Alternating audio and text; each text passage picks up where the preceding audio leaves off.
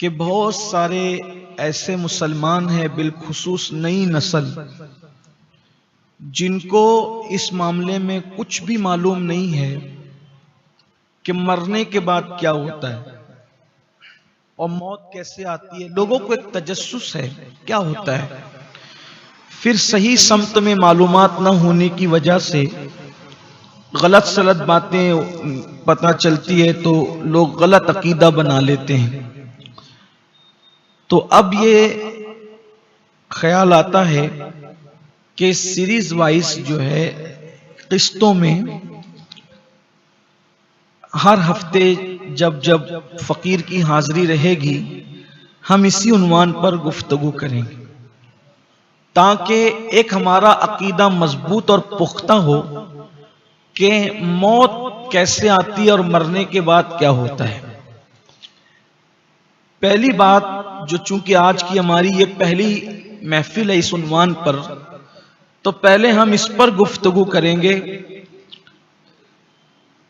کہ موت کیا ہے، موت کسے کہتے ہیں، اور پھر انشاءاللہ آگے جیسے اللہ نے توفیق دی تو بات آگے بڑھتی رہے گی۔ لیکن اس پر میں آج پہلی محفل میں وضاحت یہ کر دوں کہ عام طور پر جو خطیبانہ انداز ہے جس کے آپ مجھ سے سننے کے عادی ہوئے ہیں، تو شاید موت کے عنوان میں وہ چیز نہیں آ سکے گی، اور مقصد ہمارا تقریر نہیں ہے بلکہ مقصد ایک بہت بنیادی عقیدے کی معلومات ہے۔ کہیں اگر خطیبانہ رنگ آ بھی جائے تو آپ اس کو درگزر کیجئے گا، کیونکہ پھر اس میں مسئلے کی صحیح معرفت آپ کو نہیں ہو سکے گی۔ میں کوشش کروں گا اپنے جذبات پہ کنٹرول کرنے کی، ویسے تو موت کے لوگ تو جذبات کسی کو آتے بھی نہیں ہیں، لیکن پھر بھی اگر کہیں آ جائے تو اس کو کنٹرول کرنے کی کوشش کی جائے گی۔ موت کیا ہے؟ ایک تصور لوگوں کے دل و دماغ میں ہے کہ پیدا ہونا آغاز ہے اور مر جانا اینڈ ہے، اختتام ہے۔ یہ اسلام کا عقیدہ یہ نہیں ہے۔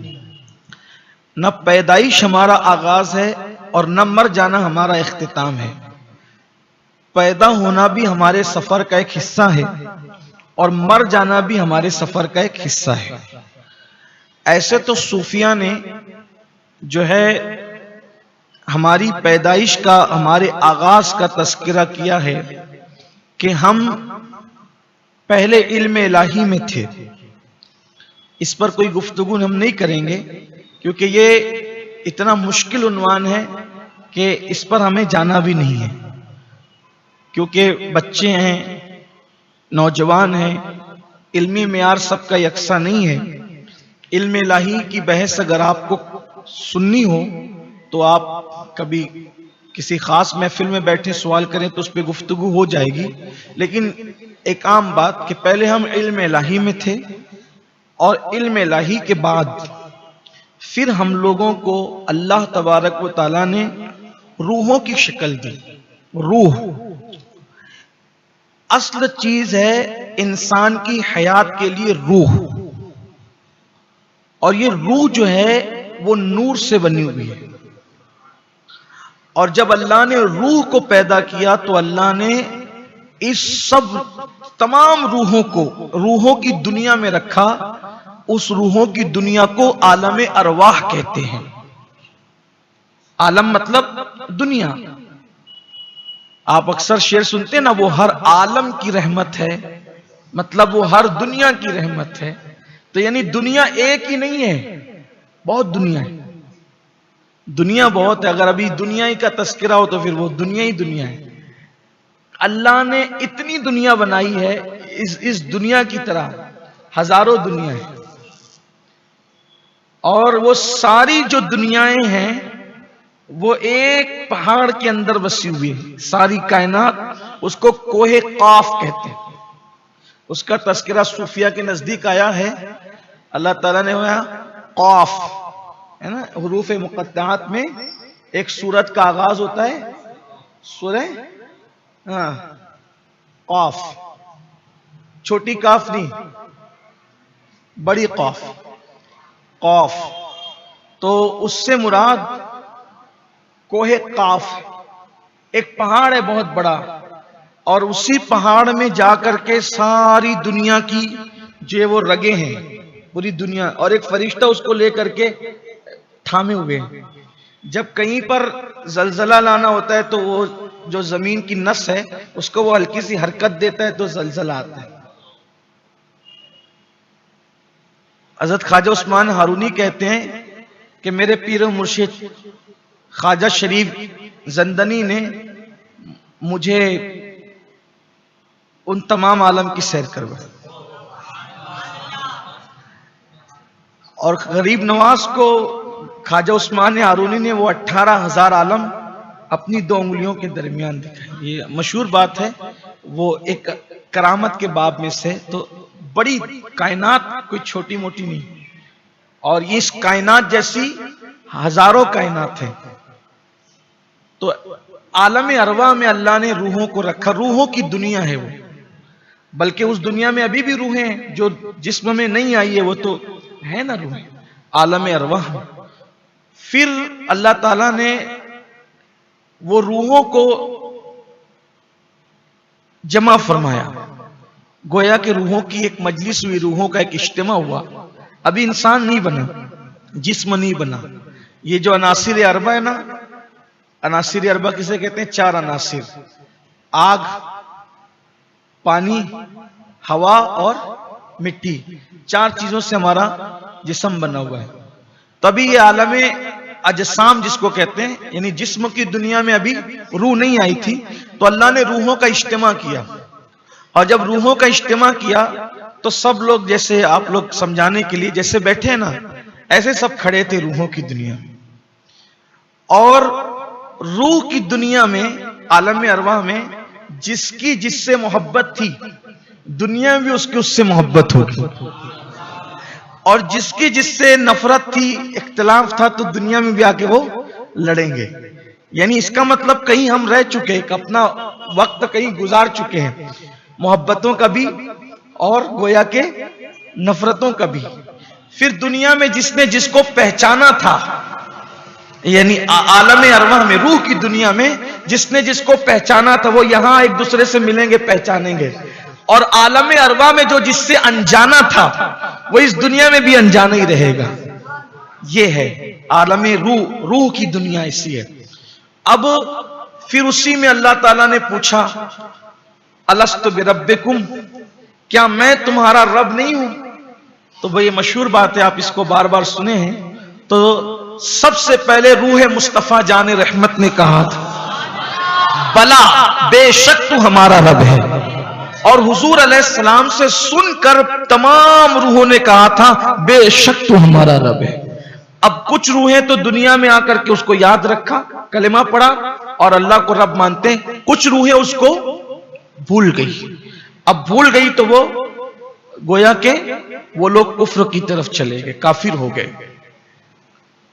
پھر یہ روح کا سفر، جب تک اللہ نے چاہا ہمیں روحوں کی دنیا میں رکھا، اور پھر آدم کو، ہمارے باپ علیہ السلام کو مٹی سے پیدا کیا اور پھر ان میں روح ڈالی، اس طرح سے یہ روح آئی۔ تو زندگی جو ہے وہ روح اور جسم کے ملاپ کا نام ہے، دونوں کے مجموعے کا نام ہے، یا اگر حضور مفکر اسلام کے انداز میں کہہ لیں تو جسم اور روح کے اجتماع کا نام ہے زندگی۔ اور موت کیا ہے؟ جسم اور روح کے اختلاف اور دونوں کے جدا ہو جانے کا نام ہے موت۔ زندگی کیا ہے؟ عناصر میں ظہور ترتیب۔ زندگی کیا ہے؟ عناصر میں ظہور ترتیب۔ موت کیا ہے؟ انہی اجزاء کا پریشان ہونا۔ تو اتحاد زندگی ہے اور انتشار، اکثر حضرت سے ہم نے سنا ہے کہ اتحاد زندگی اور انتشار، جب روح اور جسم کا اتحاد ہوا تو زندگی ہو گئی، اور روح اور جسم میں جدائی ہو گئی تو موت ہو گئی۔ یعنی ہمارا آغاز نہ پیدائش ہے اور نہ ہمارا انجام موت ہے۔ اتنی بات سمجھ میں آ گئی۔ تھوڑا سا روح کی دنیا پر گفتگو کر لیں۔ روح مرتی نہیں ہے، روح زندہ رہتی، یعنی روح جب نکال لی جاتی ہے تو حسب مراتب روح، تو روح کا نکلنا ہی موت ہے. اسی لیے ہم لوگ کہتے ہیں انتقال. یہ جسم مٹی میں ملے گا، گھل جائے گا یا نہیں بھی گھلے گا، لیکن روح نے مٹی میں نہیں گھلنا ہے، روح نے مٹی میں نہیں ملنا ہے. یہ جو ہم سنتے ہیں، بولتے ہیں، کھاتے ہیں، پیتے ہیں، چلتے ہیں، سوتے ہیں، تقریریں کرتے ہیں، جو بھی کرتے ہیں، جھگڑا کر جو کچھ کر رہے ہیں، تو یہ جسم نہیں کرتا، اصل میں اندر روح ہے. روح ہے، اور روح کے بارے میں بہت زیادہ ڈسکس کرنے کی اجازت بھی اور اس پہ بہت غور کرنے کی اجازت بھی نہیں ہے. جب اللہ کے رسول علیہ السلام سے پوچھا گیا کہ روح کیا ہے تو اللہ نے جواب میں فرمایا، قل، اے محبوب آپ فرما دیجئے کہ امر ربی، کہ وہ میرے رب کا حکم ہے، اللہ کا. ہاں، یہ روح جو ہے آپ کہہ دیں کہ اللہ کا حکم ہے، امر ربی ہے. یہ اس میں بہت زیادہ گھسنے کی اور ڈسکس کرنے کی ضرورت نہیں ہے. لیکن روح مرتی نہیں ہے، روح کو موت نہیں آتی.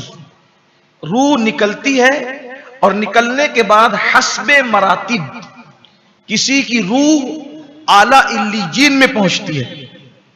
اعلیٰ علیین یہ اللہ تبارک و تعالیٰ کے عرش کے قریب ایک جگہ ہے، اعلیٰ علیین اس کا نام ہے، اور وہاں پر کسی کی روح وہاں پہنچتی ہے.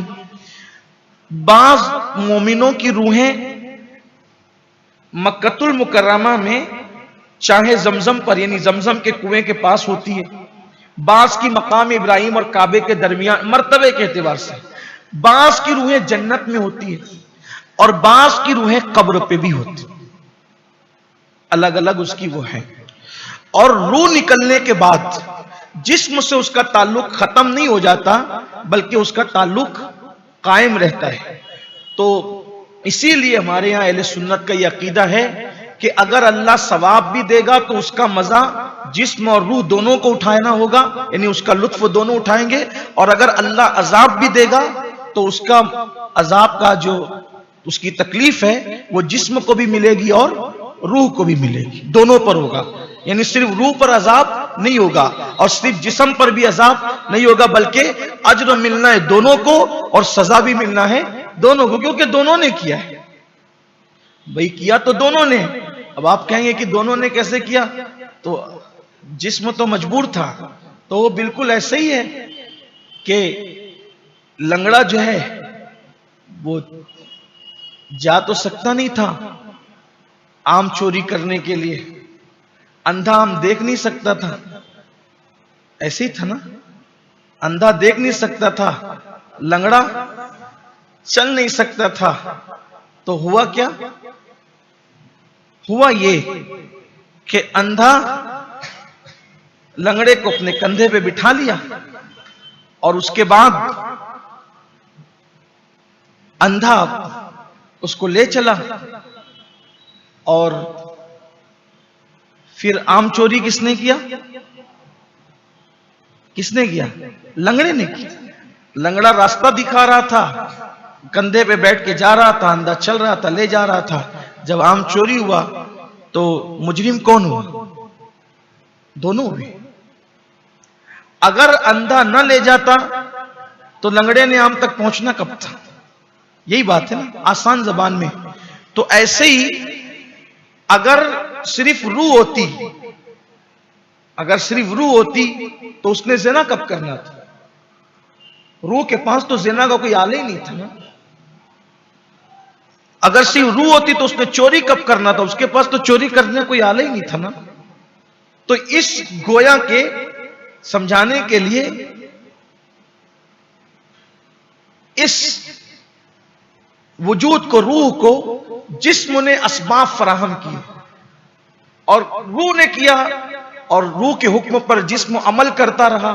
تو اس لیے دونوں مجرم ہیں. اگر ثواب پائیں گے تو دونوں پائیں گے، عذاب پائیں گے تو دونوں پائیں گے. جسم اور روح دونوں پر عذاب ہوگا. تو روح مرتی نہیں ہے، روح نکلتی ہے اور حسب مراتب رکھی جاتی ہے. تو اب کافر فاسق کی جو روح ہے وہ سجین میں رکھی جاتی، سجین میں. وہ ہے بالکل زمین کے آخری حصے میں،